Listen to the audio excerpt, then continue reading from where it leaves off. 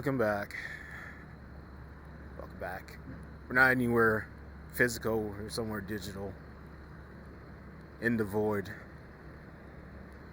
That's where you are. You are here.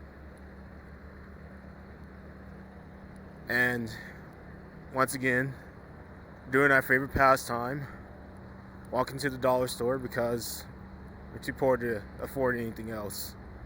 Yay. But hey, at least I get my steps in. That's fine. I guess. I'm only doing this once again because work fell through. It seems like everybody's going into a suspended state of animation unless you're either working with the city or you have a essential function, such as truck driver that delivers the alcohol or the milk or food or whatever. Gasoline still needs to be delivered. You know, cars ain't gonna drive themselves. Planes aren't gonna drive themselves. They're not gonna drive with nothing in them. They don't drive for free. They used to say you're not rolling. If the wheels aren't turning, you ain't earning. And this is the season to earn more. But are we really? A lot of YouTubers are coming to the conclusion, and they're saying it out loud now, that this whole system, all this stuff we see around us, even though it's in the physical world, unlike AI, it's all fake. We're just, as a mentor once told me, we're just figuring out a way to make a hole so somebody can come behind us and we can pay someone to fill in that hole that we made for no reason. Or something to that matter. And that's the economy in a nutshell. Hell, that's cybersecurity in a nutshell. That's that tech field in a nutshell. I'm gonna get back to that. I'm gonna circle back to that.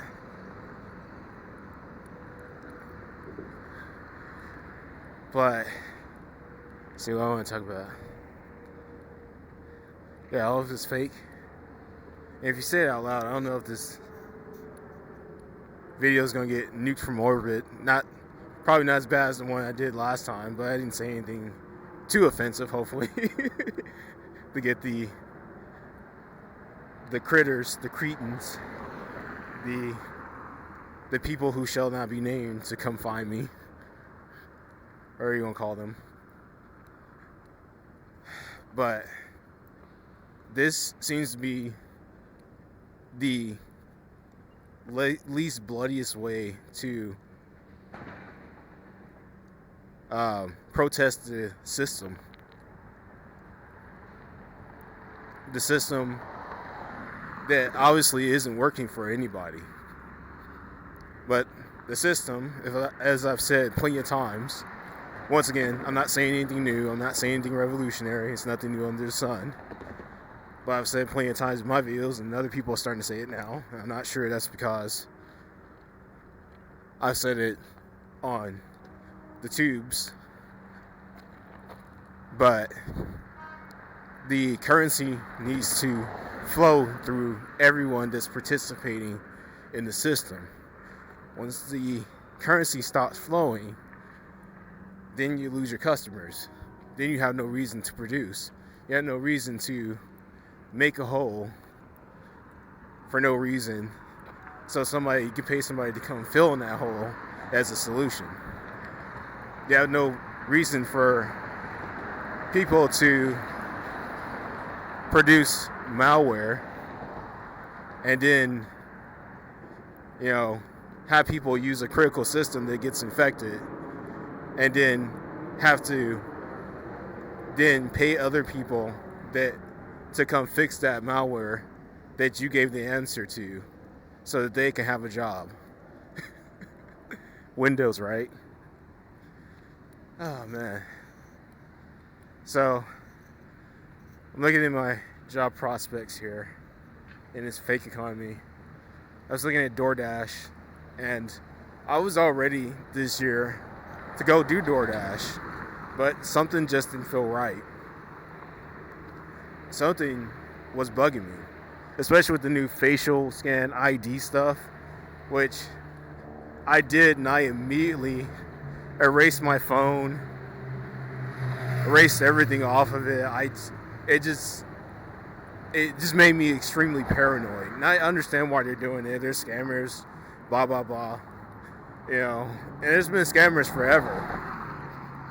And speaking of cybersecurity, this has been going on forever. In fact, when I was working for Amazon Flex, I would look into all the little scams they were doing, where they were hanging up cell phones in trees to gather the algorithm in a certain area, or they were making super tapper apps that would get you a schedule no matter what, because the schedules would blink on, and if you didn't catch those schedule in those first few seconds, you no longer could work the day.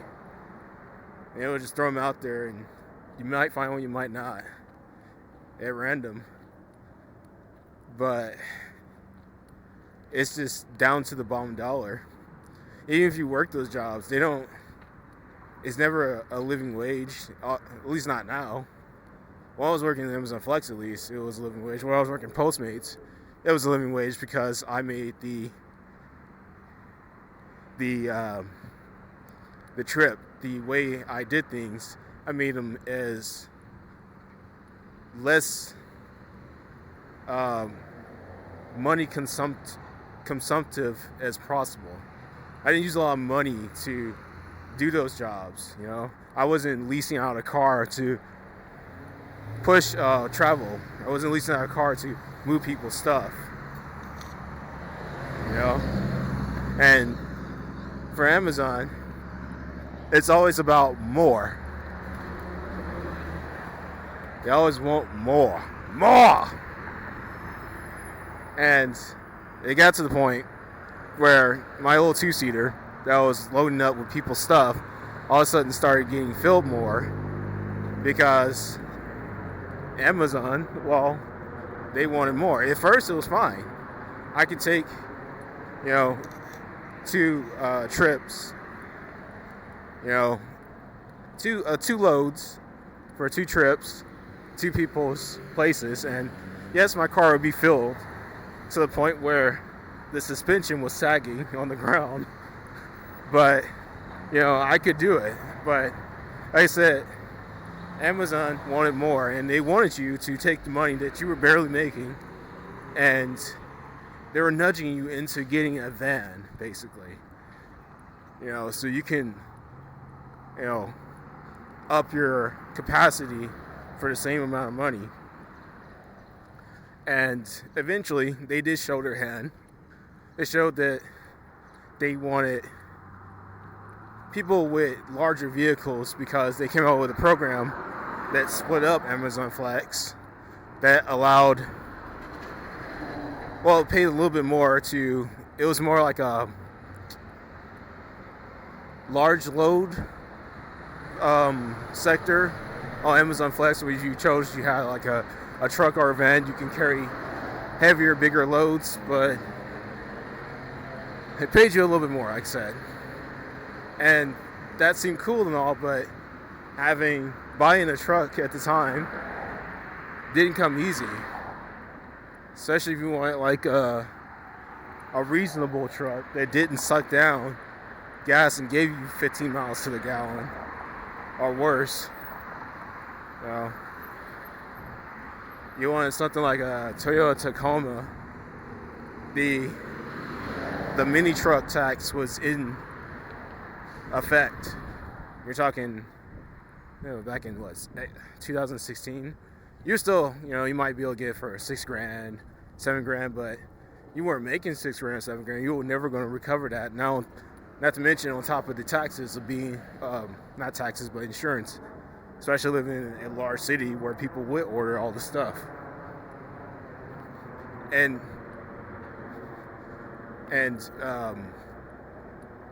some divine being help you if you ever got into an accident, because, you know, then they have to look into what you were doing. You had to have a special type of insurance to do independent contracting, and it just went down this whole big rabbit hole that nobody really wanted to do. Man, so many Californians here. But that was then. This is now.